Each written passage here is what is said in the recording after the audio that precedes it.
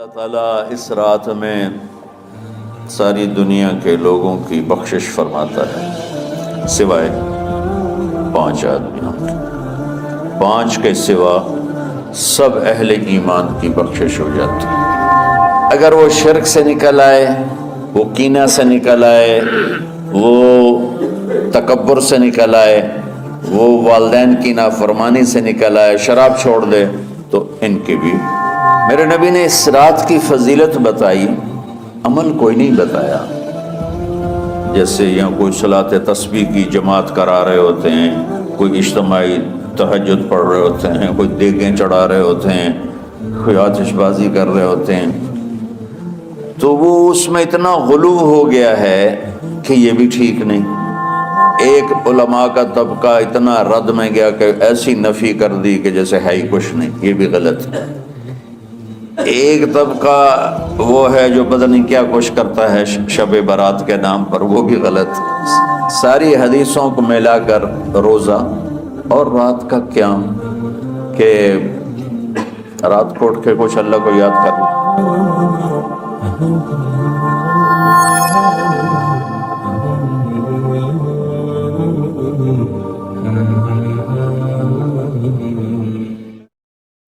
15 شعبان کی رات میں ہمارے ملکوں میں، جو ہمارے عجمی ملک ہیں، اس میں وہ کچھ ہو رہا ہے جو نہ میرے نبی نے کیا، نہ صحابہ نے کیا، نہ تابعین نے کیا۔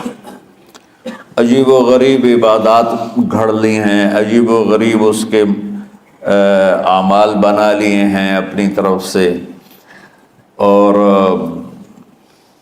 مسجدیں بھری ہوتی ہیں اور روشنیاں لگی ہوتی ہیں اور آتش بازی ہو رہی ہوتی ہے۔ میرے نبی نے اس رات کی فضیلت بتائی، عمل کوئی نہیں بتایا۔ جیسے یہاں کوئی صلاۃ تسبیح کی جماعت کرا رہے ہوتے ہیں، کوئی اجتماعی تہجد پڑھ رہے ہوتے ہیں، کوئی دیگیں چڑھا رہے ہوتے ہیں، کوئی آتش بازی کر رہے ہوتے ہیں، تو وہ اس میں اتنا غلو ہو گیا ہے کہ یہ بھی ٹھیک نہیں۔ اور کچھ علماء نے اس کے رد میں اس کا اتنا انکار کیا ہے کہ اس رات کی کوئی فضیلت ہے ہی نہیں، یہ بھی ٹھیک نہیں۔ اس بیچ کا راستہ، اس رات کی فضیلت میں جتنی احادیث ہیں وہ ضعیف ہیں، لیکن اتنی کثرت سے ہیں کہ ان سب کا مل کر جمع ہو کر کم از کم وہ حسن لغیر ہی تک تو پہنچ جاتی ہیں۔ اور ابن عثیمین رحمۃ اللہ علیہ نے بھی یہ لکھا ہے کہ زیادہ سے زیادہ ان احادیث کے مجموعے سے، چونکہ اگرچہ ضعیف ہیں لیکن کافی زیادہ ہیں، تو وہ حسن لغیر ہی تک پہنچ جاتی ہیں۔ تو حسن لغیر ہی سے کوئی عمل ثابت نہیں ہوتا، عمل ثابت ہوتا ہے صحیح حدیث کے سے۔ ایک احادیث کی کثرت سے روایات، اور ایک امت کا عمل، کہ امت کا بہت بڑا طبقہ صدیوں سے اس رات کا اہتمام کر رہا ہے۔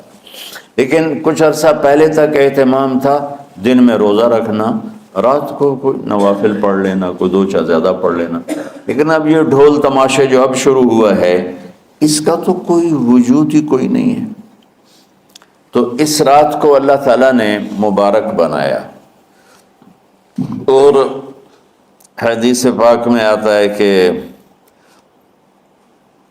اللہ تعالیٰ اس رات میں ساری دنیا کے لوگوں کی بخشش فرماتا ہے سوائے 5 آدمیوں کی۔ 5 کے سوا سب اہل ایمان کی بخشش ہو جاتی۔ مشرک، المشرک، پہلا مشرک، دوسرا مشاحن۔ مشاحن کسے کہتے ہیں؟ دل میں بغض رکھنے والا، کینہ رکھنے والا۔ تیسرا مسبل ازارہ، اپنے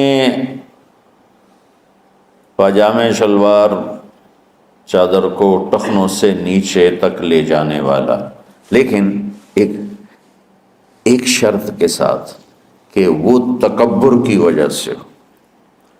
سستی کی وجہ سے ہے، غفلت کی وجہ سے ہے.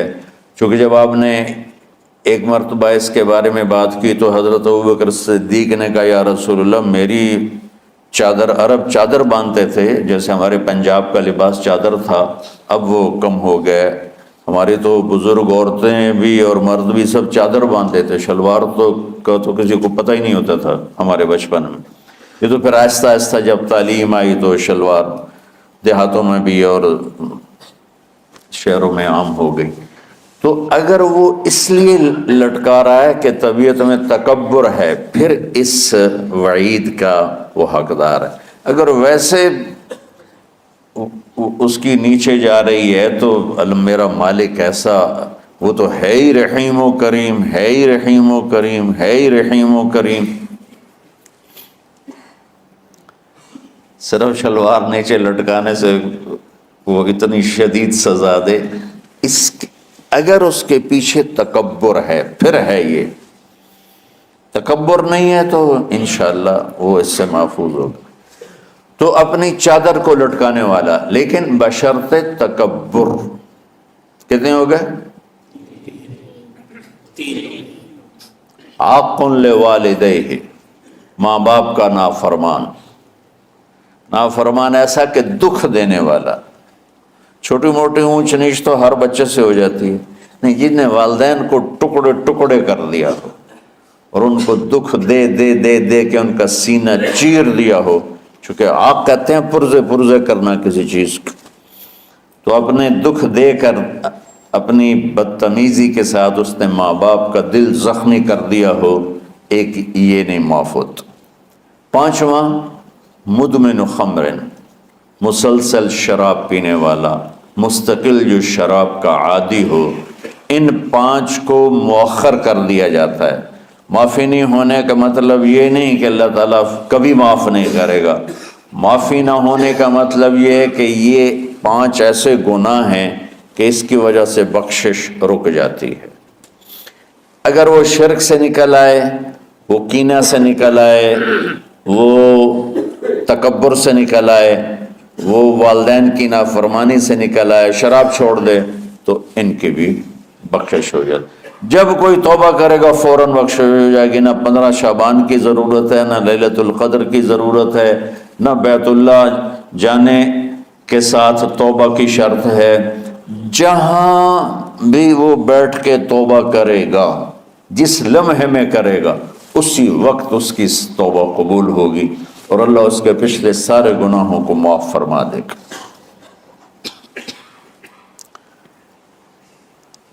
دن کا روزہ، رات کا قیام.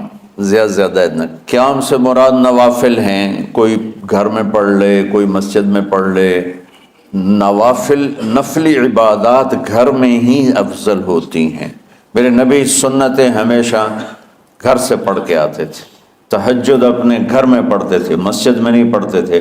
سوائے اعتکاف کے آپ اپنے نوافل سنتیں سب گھر میں پڑھتے تھے اور مسجد میں صرف فرض آ کے ادا فرماتے تھے. اور اس کے بعد بیٹھنا ہوتا تھا تو بیٹھ جاتے تھے، اٹھنا ہوتا تھا تو اٹھ جاتے تھے. تو اعتدال اللہ کو ہر چیز میں پسند ہے. دنیا جو مختصر ہے اس میں کیسے پسند نہیں ہوگا؟ آخرت جیسے معاملے میں بھی اللہ ہم سے کہہ رہا ہے اعتدال، امتن وسطا. ایسے عیسائیوں کی طرح ترک دنیا بھی نہ کرو، یہودیوں کی طرح دنیا کے پیچھے نہ پڑ جاؤ. رزق حلال بھی کماؤ، اپنے بچوں کو بھی دیکھو، اپنے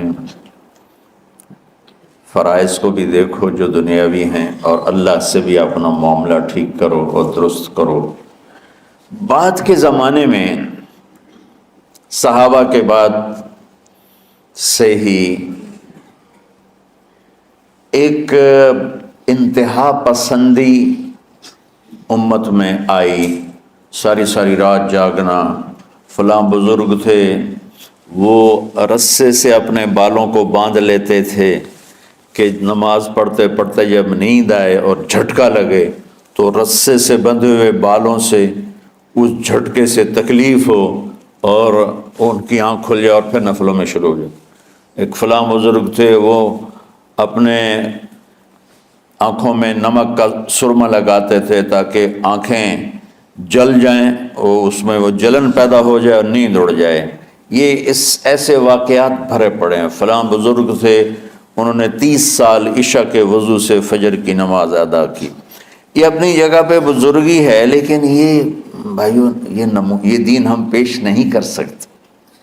فلاں بزرگ تھے، وہ 30 سال سے ستو کھا رہے تھے کہ روٹی کھانے اور ستو کھانے میں 70 دفعہ سبحان اللہ کا فرق پڑ جاتا ہے، تو روٹی کھائیں تو 70 دفعہ سبحان اللہ کم کہہ سکتے ہیں، اور ستو کھائیں تو 70 دفعہ سبحان اللہ زیادہ کہہ سکتے ہیں۔ تو لہٰذا انہوں نے کہا مجھے تو 30 سال ہو گئے، میں تو ستو کھا رہا ہوں، میں تو روٹی نہیں کھا رہا۔ یہ دین نہیں ہے، یعنی یہ وہ دین نہیں جو ہم انسانیت کو پیش کر سکتے۔ یہ تو لوگوں کو دوڑانے والی بات ہے۔ اور ایک آدمی ایک بزرگ سے ملنے گیا تو وہ نوافل پڑھ رہے تھے، وہ زور سے عصر تک نفل پڑھتے رہے، وہ ان کے انتظار میں بیٹھا رہا۔ پھر عصر سے مغرب تک وہ مراقبہ کرتے رہے، وہ انتظار میں بیٹھا رہا۔ پھر مغرب سے عشاء تک وہ نفل پڑھتے رہے، وہ بیچارہ انتظار کرتا رہا۔ پھر عشاء کے بعد پھر نفل شروع کیے تو تہجد تک نفل پڑھتے گئے اور وہ بیچارہ پیچھے بیٹھا ہوا۔ تو تہجد کے آخر میں ان کی مصلی پہ بیٹھے بیٹھے ایسے اونگ آ گئی، تو یوں جھٹکا لگا تو کہا یا اللہ میں اس آنکھ سے پناہ مانگتا ہوں جو سونے سے اس کا دل ہی نہیں بھرتا۔ اور پھر اس کے بعد فجر کی نماز پڑھ کے اشراق تک بیٹھے رہے، پھر اشراق پڑھے، اخیر وہ بیچارہ اٹھی کے واپس آ گیا کہ لگتا ہے نام تا ویلی کوئی نہیں۔ تو وہ اس نے کسی سے پوچھا کہ یہ بزرگ کب سے یہ کر رہے ہیں؟ کہ پچھلے 30 سال سے کر رہے ہیں۔ یہ راہبانیت کی شکل ہے، یہ وہ دین نہیں جو ہم لوگوں کو پیش کریں گے تو وہ کہیں گے واہ واہ واہ واہ کیا دین ہے بھائی، قبول کرو۔ یہ ایک قسم کا غلو آیا۔ میں ایک حدیث سناتا ہوں، بخاری شریف میں بھی ہے، مجھے اب ہر شے بھول گئی، لیکن وہ ہے نہی الغلو، اس طرح کر کے آپ لوگ زیادہ جانتے ہوں گے جو پڑھ رہے ہیں کہ غلو سے نہیں۔ حدیث آپ کو سب کو یاد ہوگی کہ 3 صحابہ آئے اللہ کے نبی کے گھر اور پوچھا کہ اللہ کے نبی رات کیسے گزارتے ہیں؟ تو گھر والوں نے کہا سوتے بھی ہیں، جاگتے بھی ہیں، کھاتے بھی ہیں۔ تو وہ تینوں آپس میں کہنے لگے وہ تو نبی ہیں، سوئیں بھی تو کوئی بات نہیں، اور شادی ہے کوئی بات نہیں، ہم تو نبی نہیں، ہمیں تو کچھ کرنا چاہیے۔ ایک نے کہا کہ میں ساری زندگی روزہ نہیں چھوڑوں گا، ایک نے کہا کہ میں ساری زندگی سوؤں گا نہیں، ایک نے کہا میں ساری زندگی شادی نہیں کروں گا۔ تو دیکھنے میں تو واہ واہ کیا بڑی بزرگی ہے بھائی، بڑے بزرگ ہیں۔ ہمارے نبی کو پتہ چلا، آپ نے تینوں کو بلا لیا، کہ تم مجھ سے زیادہ اللہ سے ڈرنے والے ہو، میں تم سے انا اتقاکم یا اخشاکم، الفاظ آپ لوگ کو زیادہ یاد ہوں گے لیکن مفہوم میں صحیح پیش کر رہا ہوں۔ آپ نے کہا میں تم سے زیادہ اللہ کو جانتا ہوں، تم سے زیادہ اللہ سے ڈرتا ہوں، میں سوتا بھی ہوں، میں کھاتا بھی ہوں، میں روزے بھی رکھتا ہوں، میں چھوڑ بھی دیتا ہوں، میری بیویاں بھی ہیں، میں اپنی بیویوں کے پاس بھی جاتا ہوں۔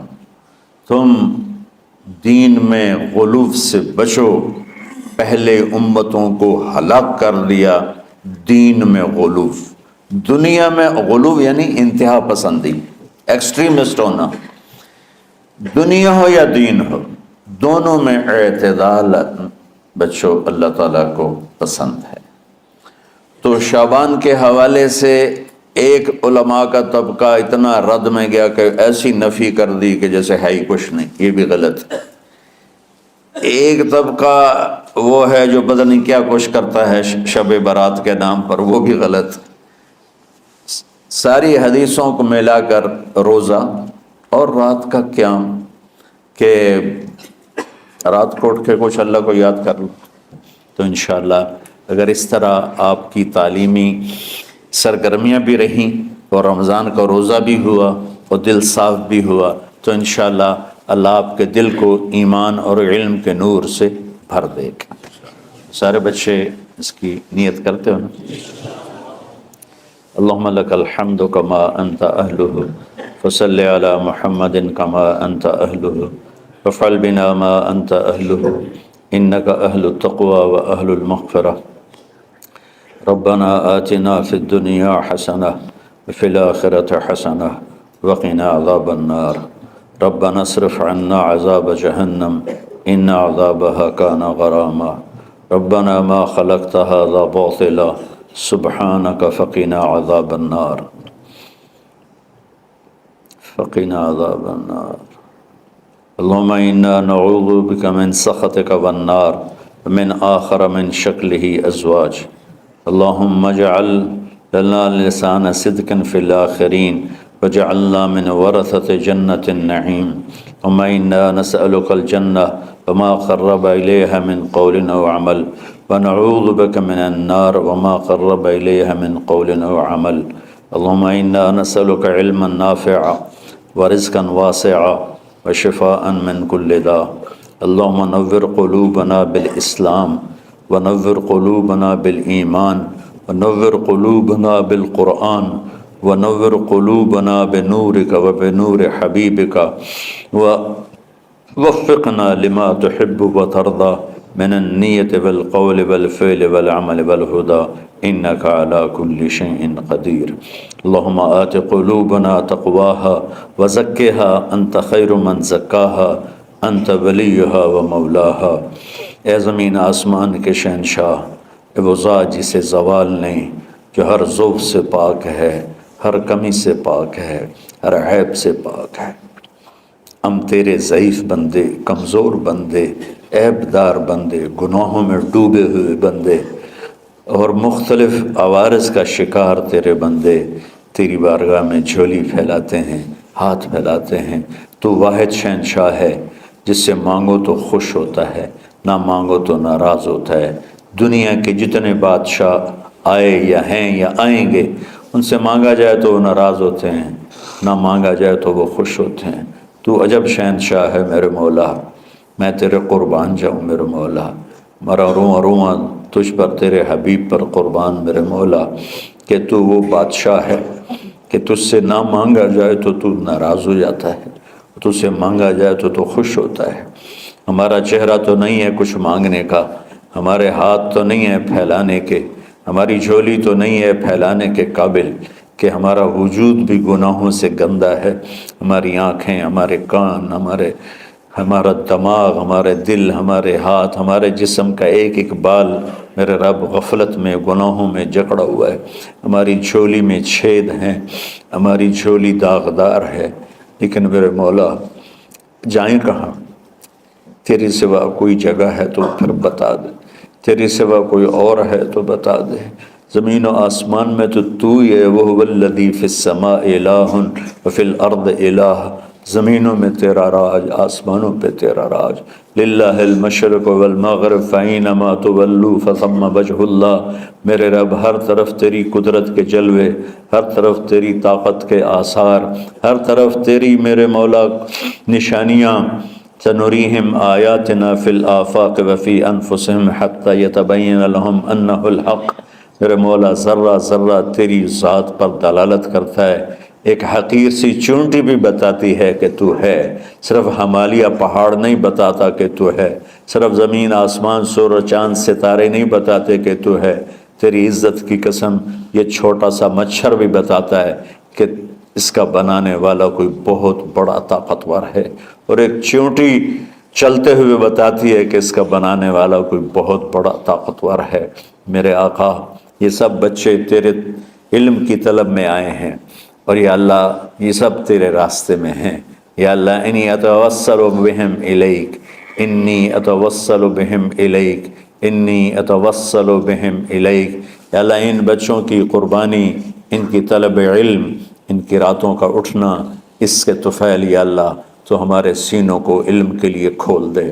مجھے بھی اپنے خزانوں سے علم عطا فرما، ان بچوں کو، ان کے استادوں کو علم عطا فرما، اور علم نافع عطا فرما، علم شر سے حفاظت فرما، انہیں پوری امت کے لیے ہدایت کا ذریعہ بنا، پوری انسانیت کے لیے ہدایت کا ذریعہ بنا۔ میرے مولا، اور پوری امت کی حفاظت فرما اور ہمارے دیس کی حفاظت فرما یا اللہ۔ یہ دیس دشمنوں میں گھرا ہوا ہے، چاروں طرف سے یلغار ہے، اندر بھی باہر بھی، اور تیرے سوا کوئی حفیظ نہیں۔ تو ہی ہے جس نے آگ کو ٹھنڈا کیا حضرت ابراہیم پر، اور موسیٰ کے لیے علیہ السلام کے لیے سمندر کو پھاڑا، اور مچھلی کے پیٹ میں اپنے بندے یونس کو بچایا، اور چھری کے نیچے سے تو نے اسماعیل کو بچایا۔ میرے مولا، تیری قدرتوں کی انتہا نہیں۔ یہ دیس تیرے نام پہ بنا تھا، لا الہ الا اللہ پہ بنا تھا۔ بنانے والوں کا نعرہ کانوں میں گونجتا ہے اور کتابوں میں پڑھتے ہیں، پاکستان کا مطلب کیا؟ لا الہ الا اللہ۔ یا اللہ، اس پورے زمانے میں 2 ریاستیں تیرے نام پہ بنی، ایک مدینہ کی ریاست اور ایک پاکستان کی ریاست، لیکن میرے مولا ہم نے تیری اس نعمت کو بہت گندا کر دیا، غلیظ کر دیا، ظلم سے بھر دیا، قتل سے بھر دیا، چوری سے بھر دیا، ڈاکے سے بھر دیا، جوئے شراب زنا سے بھر دیا، نہ سود سے بھر دیا، کھوٹ سے بھر دیا، بددیانتی سے بھر دیا، ماں باپ کی نافرمانی سے اسے گندا کر دیا، ظلم و ستم، گالی گلوچ سے، نمازیں چھوڑ کر، روزے چھوڑ کر یا اللہ۔ لیکن اس کے باوجود وہ لوگ جنہوں نے اس کے لیے قربانیاں دی تھیں، وہ 6 لاکھ انسان ذبح ہوئے تھے، وہ سارے مخلص تھے، ان کا خون تیرے نام پہ بہا تھا۔ ان کی طفیل میرے مولا اس ملک کی حفاظت فرما، اس کے حکمرانوں کی، اس کے تاجروں کی، اس کی فوج کی، اس کی پولیس کی، اس کے تمام سرکاری محکموں کی، اور تمام دنیاوی محکموں کی، اور تمام یا غیر سرکاری محکموں کی، اور بازاروں کی، اور کھیتوں کی، دیہاتوں کی، شہروں کی، چاروں صوبوں کی حفاظت فرما یا اللہ۔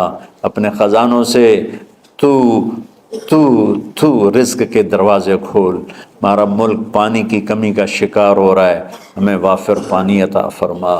ہمارے اسباب و وسائل میں بہت کمی آ رہی میرے مولا، اپنی قدرت سے اپنے اس ملک کے لیے رزق کا، ہدایت کا دروازہ کشادہ فرما یا اللہ۔ جو اس کی دشمنی کرنے والے ہیں ان کو بھی ہدایت نصیب فرما، اور ان کے مقدر میں ہدایت نہیں تو ان کے شر سے اس کی حفاظت فرما۔ جتنے مدارس ہیں، جتنی خانقاہیں ہیں، جتنے تبلیغی مراکز ہیں، جتنے حفظ کے مکاتب ہیں، ان سب کی حفاظت فرما۔ علماء اہل حق کی حفاظت فرما، علماء اہل حق کی حفاظت فرما یا اللہ۔ صالحین کی حفاظت فرما یا اللہ۔ احفظنا من بین ایدینا ومن خلفنا وعن ایماننا وعن شمائلنا ومن فوقنا ونعوذ بعظمتك من ان نغتال من تحتنا۔ اللهم انا نعوذ بك من الاغتيال، اللهم انا نعوذ بك من ان نغتال من تحتنا۔ اللهم احفظنا من كل بلاء، اللهم احفظنا من كل شر ومن كل بلاء، وعافنا من كل شر ومن كل بلاء۔ یا اللہ تو پوری امت پہ کرم فرما، رحم فرما یا اللہ۔ پوری امت کا کہ خون کی، عزت کی، جان کی، مال کی، بچوں کی، بچیوں کی، عزتوں کی حفاظت فرما۔ پوری دنیا کے کفر کو ہدایت دے دے، پوری دنیا کے غیر مسلموں کو ایمان دے دے، امریکہ والوں کو ہدایت دے دے، افریقہ والوں کو ہدایت دے دے، یورپ والوں کو ہدایت دے دے، ایشیا والوں کو ہدایت دے دے، آسٹریلیا والوں کو ہدایت دے دے۔ جو تجھے نہیں پہچانتے انہیں اپنی پہچان کرا دے، ہمیں تو ذریعہ بنا لے ان تک اپنا پیغام پہنچانے کا اور تیرا تعارف کروانے کا۔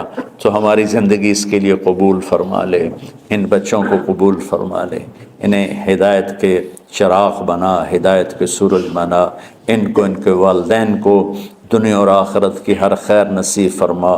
ان پڑھانے والوں کو، اس میں کام کرنے والوں کو، دنیا و تمام شاخوں میں پڑھنے والے، پڑھانے والے، خدمت کرنے والے، کام کرنے والے، ان کے بچوں کی حفاظت فرما، ان کی دنیا بھی بھلی فرما، ان کی آخرت بھی بھلی فرما۔ اور یا اللہ امت کے جوڑنے کا کہ مدرسۃ الحسنین کو ذریعہ بنا دے، امت کو جوڑنے کا مدرسۃ الحسنین کو ذریعہ بنا دے یا اللہ۔ جو ایمان پہ تیری بارگاہ میں پہنچ گئے ان کے درجے بلند فرما، ان کی قبریں روشن فرما۔ ہم جو پیچھے آ رہے ہیں میں عافیت والی، صحت والی، سہولت والی زندگی دے اور ایمان والی موت عطا فرما۔ یا اللہ امراض والی موت سے بچا، ہسپتالوں والی موت سے بچا، اغتیال والی موت سے بچا، عافیت سلامتی والی ایمان کے ساتھ اپنی رضا کے ساتھ ہماری واپسی یا اللہ مقدر فرما۔ یا اللہ جو بیمار ہیں، جو بچے بیمار ہیں، جو اساتذہ بیمار ہیں، یا اللہ میں بھی تیرا حقیر فقیر بندہ بیماری میں چل رہا ہوں، ہم سب کو صحت شفا کامل نصیب فرما، صحت شفا کامل نصیب فرما۔ یا اللہ صحت شفا کامل نصیب فرما۔ یہ جو نکاح ہوا ہے ان میں بھی یا اللہ جان بین میں برکت نصیب فرما اور محبت نصیب فرما۔ یا اللہ ہم سب سے راضی ہو جا۔ توفنا مسلمین والحقنا بالصالحین غیر خزایا ولا مفتونین انک علی کل شیء قدیر۔ ربنا آتنا فی الدنیا حسنہ وفی الآخرۃ حسنہ وقنا عذاب النار۔ وصلی اللہ تعالی علی النبی الکریم آمین برحمتک یا ارحم۔